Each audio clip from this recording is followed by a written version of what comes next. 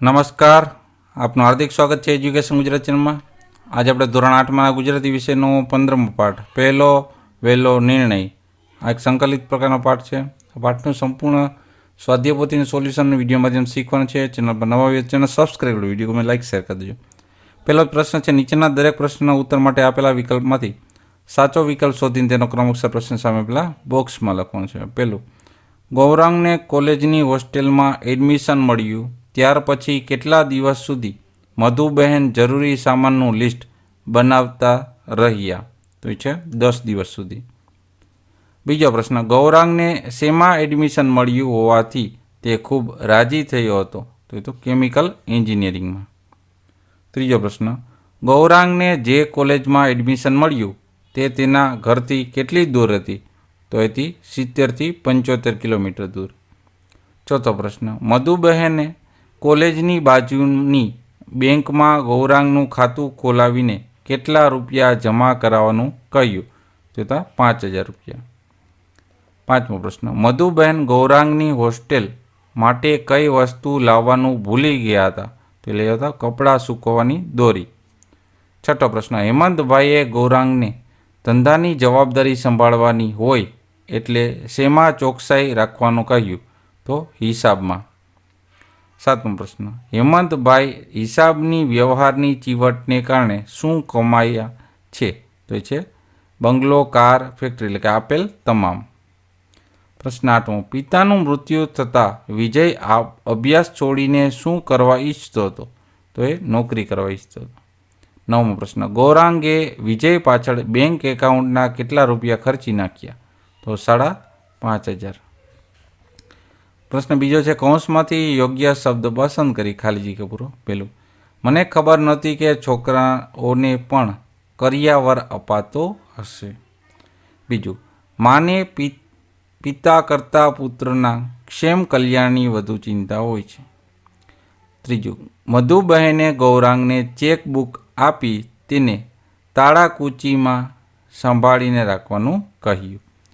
ચોથું, બાપ દીકરો ડાઇનિંગ ટેબલ પર બેસી બેંક એકાઉન્ટ તપાસી રહ્યા હતા. પાંચમું, હેમંતભાઈને પુત્રનું જવાબ આપ્યા વિના ચાલ્યું જવું ન ગમ્યું એટલે તાડુકી ઉઠ્યા. છઠ્ઠું, 1.5 વર્ષ માટે વિજયની આખી કેરિયર રોડાઈ જતી હતી.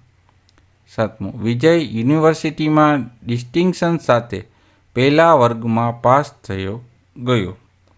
ત્યારબાદ છે પ્રશ્ન ત્રીજો, નીચેના વાક્ય ખરા છે કે ખોટા તે જણાવો. પહેલું, ગૌરાંગ જાણતો હતો કે હોસ્ટેલની રૂમમાં અરીસો હોતો નથી. વિધાન ખોટું છે. બીજું, ગૌરાંગને જે ફેકલ્ટીમાં જવાનું હતું એ ફેકલ્ટીમાં એડમિશન મળ્યું. વિધાન ખરું છે. ત્રીજું, ગૌરાંગે અપડાઉનમાં સમય ના વેડફાય તે માટે હોસ્ટેલમાં એડમિશન લીધું હતું. વિધાન ખરું છે. ચોથું, મધુબહેન ગૌરાંગના મિત્રની મમ્મી સાથે તેની કોલેજમાં જઈ આવ્યા. વિધાન ખરું છે.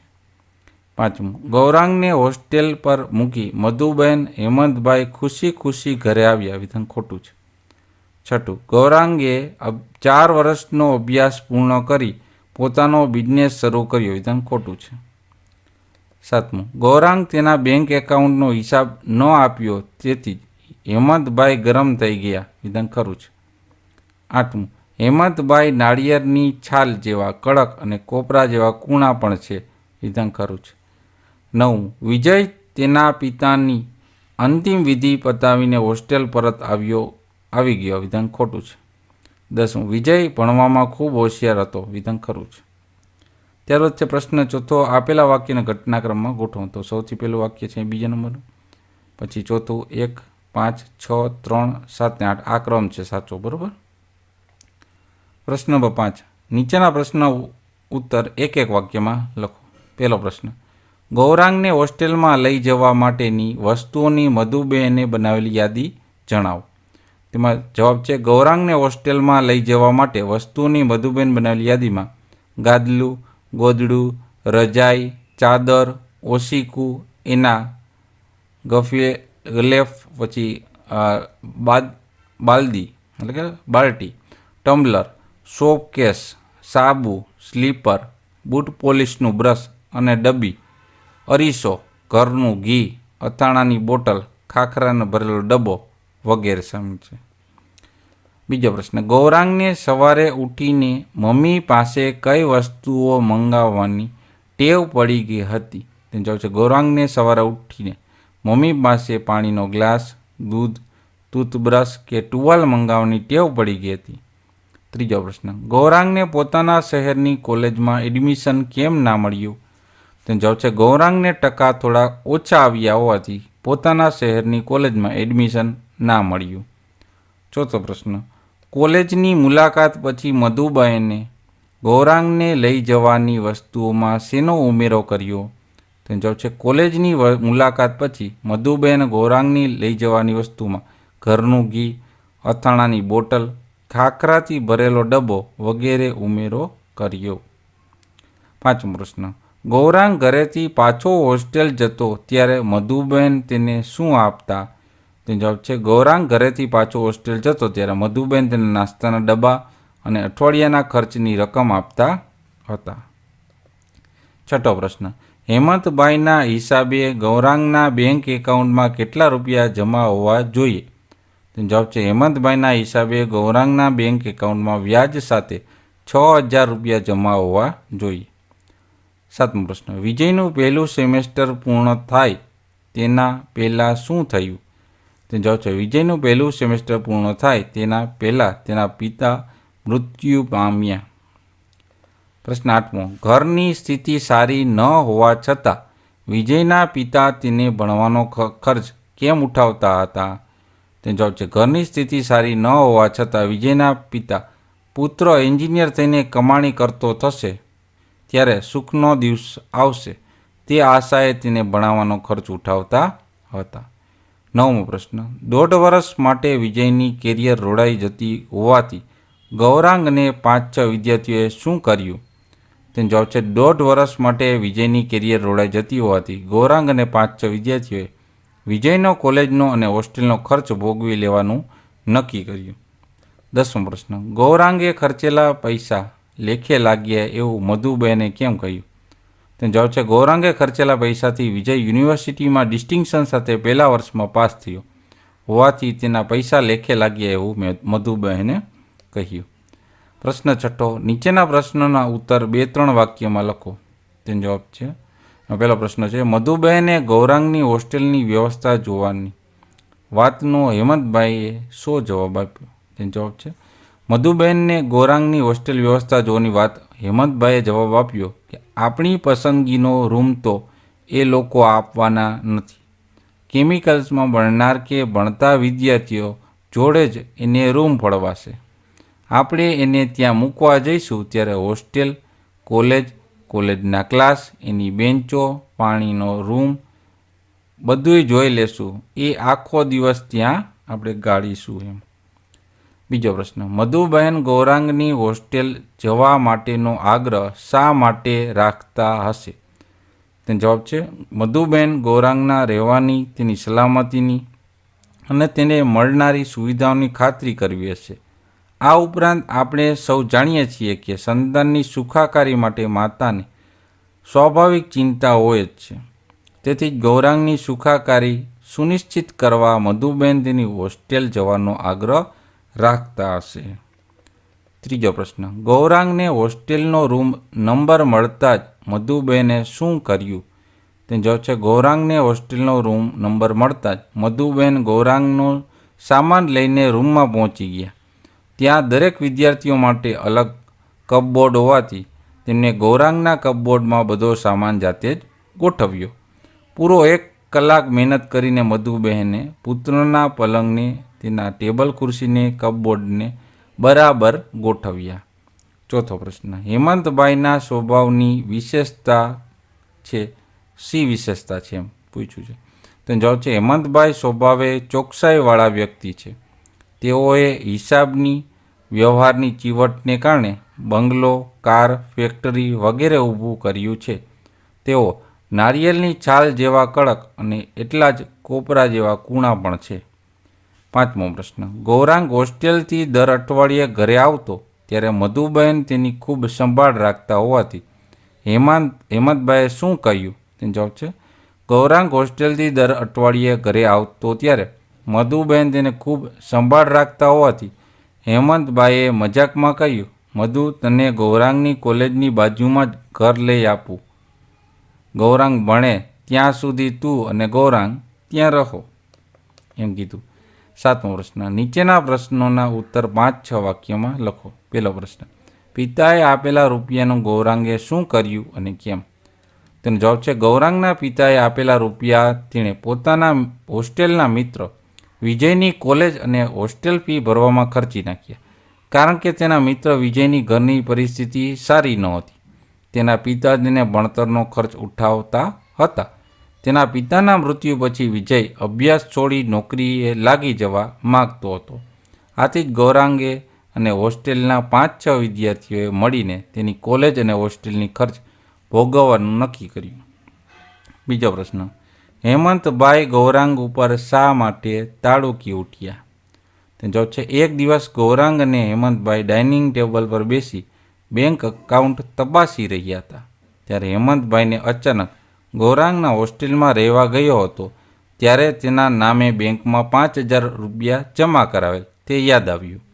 હેમંતભાઈએ કહ્યું કે તું મેસનું, કેન્ટીનનું કે ધોબી દૂધવાળાના બિલ માટેના તેમજ કોલેજ અને હોસ્ટેલ ફીના પૈસા ઘરેથી લઈ જતો હોવાથી તે બેંક એકાઉન્ટમાં વ્યાજ સાથે કેટલું બેલેન્સ છે તેના જવાબમાં ગૌરાંગ ખબર નથી કહ્યું ત્યારે હેમંતભાઈ તેના પર તાડુકી ઉઠ્યા. પ્રશ્ન 9. વાક્યોને ભાવે વાક્યોમાં ફેરવો. તો પહેલું વાક્ય બનશે, મધુબહેનથી તે વખતે કંઈ બોલાયું નહીં. બીજું વાક્ય બનશે, ગૌરાંગથી એના બેડરૂમમાં ચાલ્યા જવાયું. ત્રીજું, પપ્પાને મારાથી કેવી રીતે હિસાબ અપાય? પ્રશ્નચિહ્ન. 10મો પ્રશ્ન છે, નીચેના વાક્યના કર્મણી વાક્ય ફેરવો. તો પહેલો વાક્ય ફરશે, મારાથી નાનકડો અરીસો બજારમાંથી લઈ અવાશે. બીજું, મારાથી જાતે જ તમારો કેસ હાથમાં લેવાયો. પ્રશ્ન 11મો છે, નીચેના શબ્દોની જોડણી સુધારીને લખો. આ રીતે લખાય, ચીવટ, ફળીભૂત, એન્જિનિયરિંગ, પિતા પુત્ર, ડિગ્રી, અંતિમ વિધિ, ઓફિસ, સ્થિતિ અને મૃત્યુ.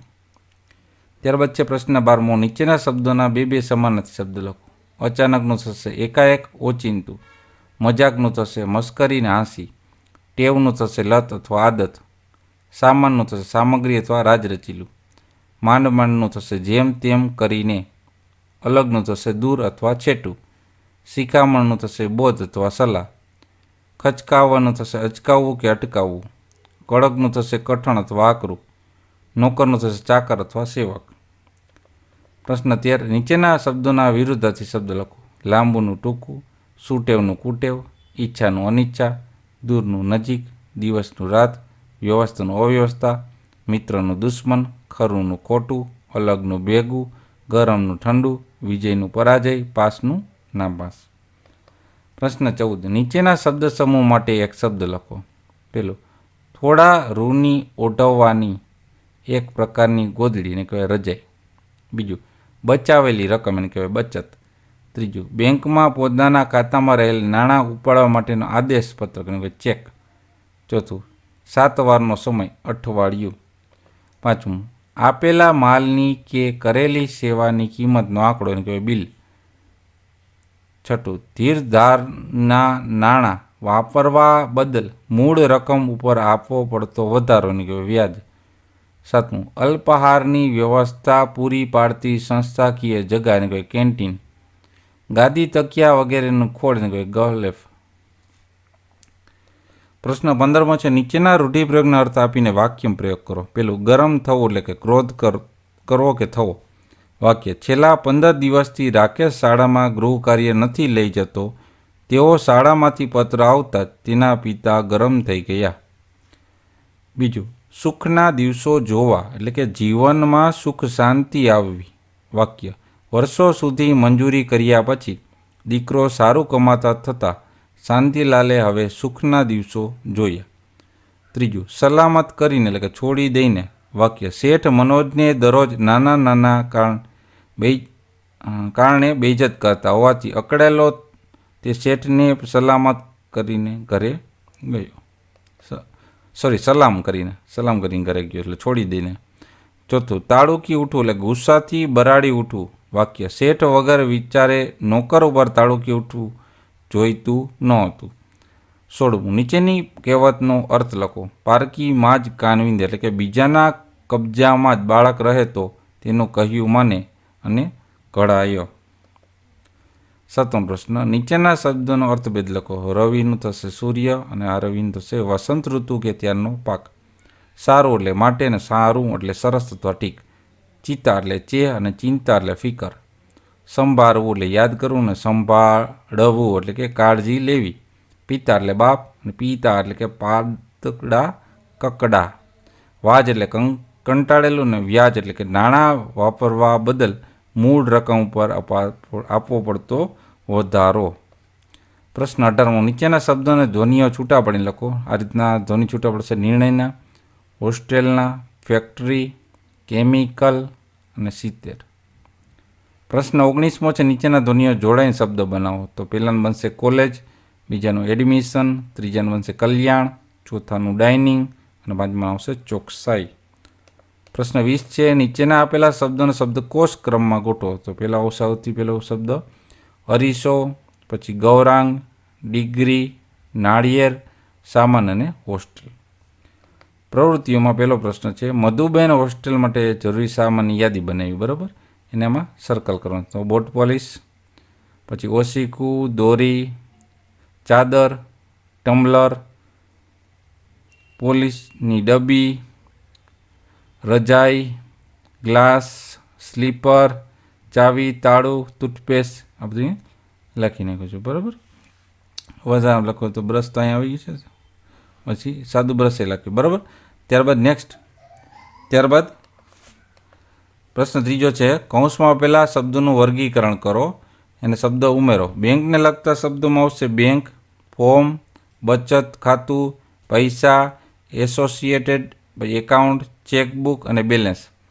અને શિક્ષણને લગતા શબ્દોમાં આવશે university, engineering, form, chemical engineering, admission, career, college, class, graduate, degree, distinction, registration અને સેમેસ્ટર આવશે. ત્યારબાદ 6 છે, આપેલા ચલણમાં તમારી વિગત ભરો. તો અહીંયા ચેક લખેલો છે. બરાબર, સાઇન કરેલો અને એકાઉન્ટ નંબર અને રૂપિયા અને ડેટ નાખેલો. એ જ રીતના આ એક પાવતી ભરી છે ચેકની. બરાબર, એ તમે નોટ ડાઉન કરી લેજો. તો આપણે આ પાઠનું સ્વાધ્યાય પોથીનું સંપૂર્ણ સોલ્યુશન જોતા રહો. એજ્યુકેશન ગુજરાત ચેનલ શીખતા રહો. થેન્ક યુ, આભાર.